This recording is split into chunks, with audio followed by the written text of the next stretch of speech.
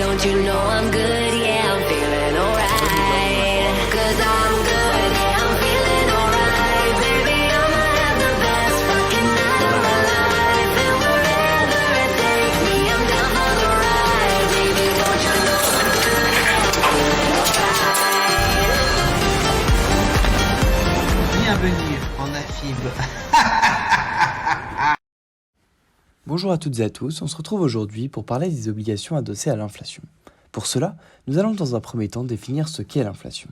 Par la suite, ce qu'est une obligation. Enfin, nous parlerons des obligations adossées à l'inflation ainsi que de leurs spécificités. Nous allons dans un premier temps définir ce qu'est l'inflation.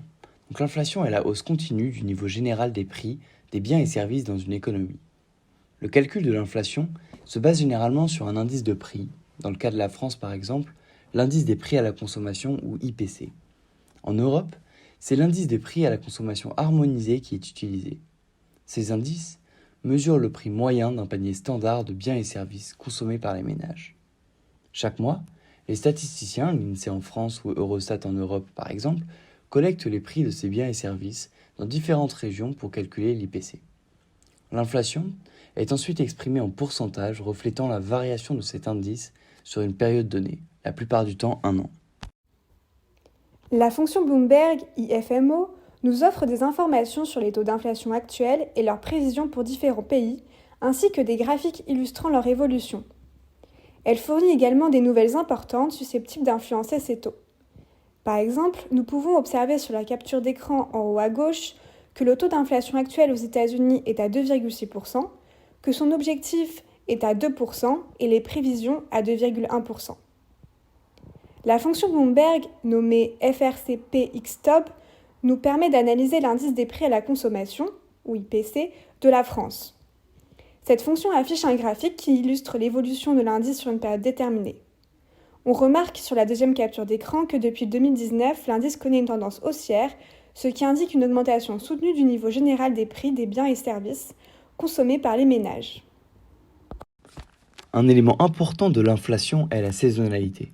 La saisonnalité fait référence aux fluctuations prévisibles qui surviennent à des intervalles réguliers dans une économie ou un marché, souvent liées à des événements périodiques.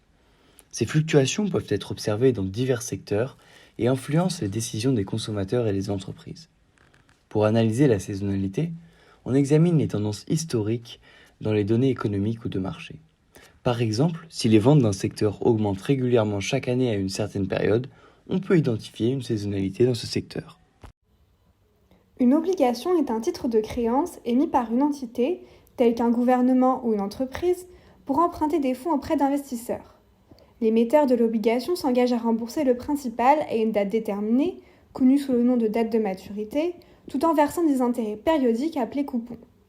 Les obligations fournissent ainsi aux investisseurs un revenu régulier par le biais de ces paiements d'intérêts et garantissent le remboursement du capital emprunté à l'échéance. Le taux d'intérêt de l'obligation peut être fixe ou variable. Le prix d'une obligation est influencé par le taux du coupon, la durée jusqu'à la maturité et le taux d'intérêt du marché. Les obligations émises par les pays ont des appellations spécifiques, telles que les OAT en France, les BTP en Italie et les Treasury Bonds, souvent appelés T-Bonds, aux États-Unis.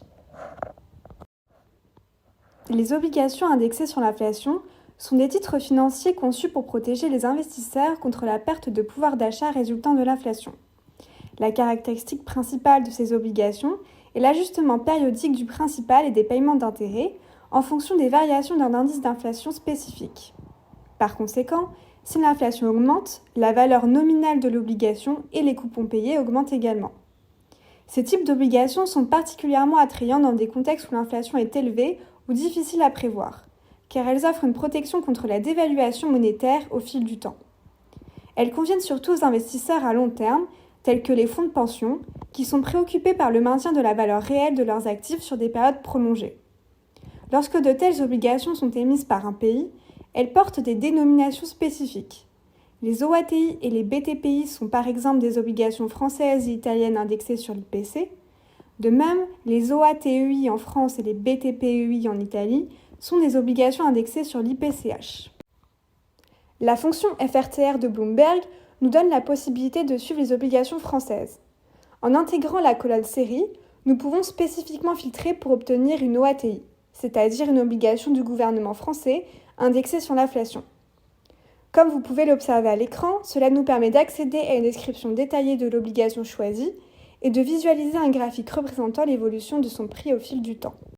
Nous allons maintenant parler de la notion de break-even d'inflation. Le break-even d'inflation est une mesure qui indique le taux d'inflation futur à partir duquel une obligation indexée sur l'inflation deviendrait plus avantageuse qu'une obligation classique à revenu fixe. Pour calculer le break-even d'inflation, on compare le rendement d'une obligation classique et celui d'une obligation indexée sur l'inflation de même échéance. Par exemple, si le rendement d'une obligation classique à 10 ans est de 4% et celui d'une obligation indexée sur l'inflation à 10 ans est de 3%, alors le break-even d'inflation est de 1%. Cela signifie que les investisseurs s'attendent à une inflation annuelle moyenne de 1% sur les 10 prochaines années.